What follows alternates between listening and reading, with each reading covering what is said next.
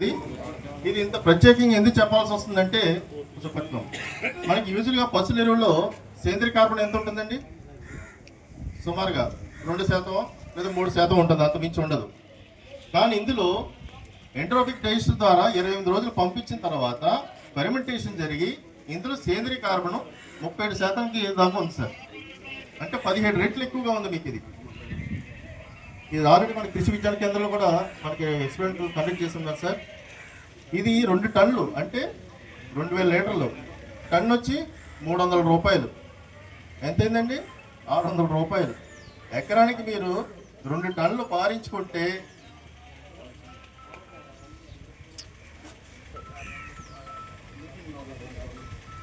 ఇది మీరు ఎకరంలో జస్ట్ 2 టన్నులు ఆల్రెడీ కృషి విజ్ఞాన కేంద్రంలో ఎక్స్పెరిమెంట్ కండక్ట్ చేయడం జరిగింది సార్. ఈ రసాయనిక ఎరువులు వేసిన దానికి ఈ ఎల్ఎఫ్ వేసిన దానికి ఎల్ఎఫ్ఎం ఏదైతే వేస్తున్నారో 2000 ఎక్స్ట్రాగా వచ్చింది సార్. వాళ్ళ యొక్క ఇంటర్నేషనల్ జర్నల్స్ కూడా పబ్లిష్ చేస్తామని చెప్పారు సార్ లాస్ట్ టైము. సో దయచేసి అందరూ ఆలోచించండి. ఇది జస్ట్ మీరు 600తో సరిపోతుందని మీరు అనుకుంటారా, లేదా మేము 10,000 ఖర్చు పెడతామనేది మీరు ఒక్కసారి ఆలోచించండి దయచేసి. ఆల్రెడీ ఈ లిక్విడ్ అనేది 3,000 ఎకరాల దాకా ఇప్పుడు ఆల్రెడీ వాడకం జరిగింది. ఏది ఆయిల్ పామ్లో కానీ మామిడి, జీడి మామిడి, జామ, బొప్పాయి, వరిలో కూడా స్టార్ట్ చేశారు. చౌడు బొమ్మ కూడా సర్వ్ అవుతుందండి.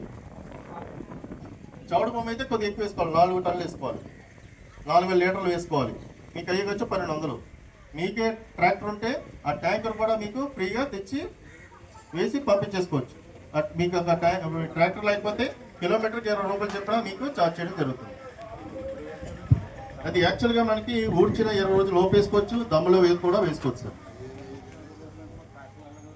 అది ముందుగానే మనం ప్లాన్ చేసుకోవాలి సార్.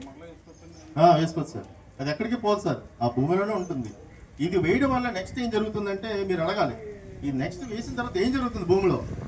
ఇది వేయగానే మనకి ఏదైతే మనం మేలు చేసే సూక్ష్మ జీవులు ఉన్నాయో అవన్నీ కూడా మళ్ళీ జీవంలోకి వస్తాయి, మల్టిప్లై అవుతాయి. ఇది ఆహారం అన్నమాట. వాటికి మల్టిప్లై ఏం చేస్తాయి? మనకి ఏదైతే చెడు పదార్థం ఉందో అన్నిటి మీద ఫీడ్ చేస్తాయి, తినేసి ఆ యొక్క వ్యర్థ పదార్థాన్ని రిలీజ్ చేస్తాయి. అదే సూక్ష్మ పోషకాలు. అదేవిధంగా వానపాములు కూడా వృద్ధి చెందుతాయి. వానపాములు కూడా వృద్ధి చెందితే ఏమవుతుంది? గుల్లదనం వస్తుంది. మీరు ఏ వాటర్ పెట్టినా కూడా పట్టుకునే శక్తి ఉంటుంది. వాటర్ హోల్డింగ్ కెపాసిటీ బాగా పెరుగుతుంది. ఇన్ని ఉపయోగాలు ఉన్నాయండి. మనం ఇదే విధంగా మారకుండా ఇంకొక 3-4 సంవత్సరాలు ఇదే విధంగా రసాయనిక ఎరువులతో మన పంటలు పండిస్తే మాత్రం 2030-31కి మనకి ఎన్ని రసాయనిక ఎరువులు వేసినా కూడా పంట పండనే పరిస్థితి. మన నెక్స్ట్ జనరేషన్ ఏదవుతుందో మన పిల్లలు చాలా ఇబ్బంది పడతారు. మొత్తం ఇంటి గింజలు ఏదైతే మొత్తం ఇంటి కూడా ఇంపోర్ట్ చేసుకోవాల్సి వస్తుంది, వేరే దేశాలను తెచ్చుకోవాలి. ఇప్పుడు మనం 40 రూపాయలతో కొనుక్కునేది తర్వాత 100 రూపాయలతో కొనుక్కోవాల్సి వస్తుంది.